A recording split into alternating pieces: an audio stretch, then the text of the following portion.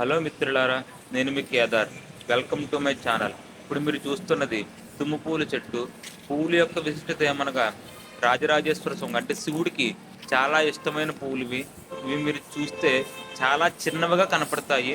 అవి రేఖలు కాదు, అవి మీరు చూస్తున్నది పువ్వులే. ప్రత్యేకంగా స్వామివారికి రోజు కూడా పువ్వులతోటి అష్టోత్తరం చేస్తే చాలా మంచిది. అష్టోత్తరం అనగా 109 నామాలతో పూజ చేస్తే చాలా మంచిది. మీకు అంతా కూడా మంచి జరుగుతుందని మనస్ఫూర్తిగా కోరుకుంటున్నాను. దీని యొక్క విశిష్టత ఇంకా చాలా ఉంది చెప్పడానికి.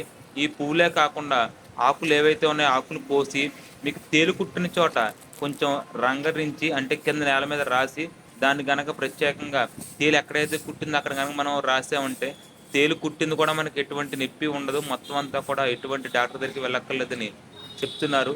మేము ఆల్రెడీ ప్రయత్నించాము. మాకు జరిగింది కాబట్టి ప్రత్యేకంగా మాకు తగ్గింది కాబట్టి ప్రత్యేకంగా మీకు చెప్తున్నాము.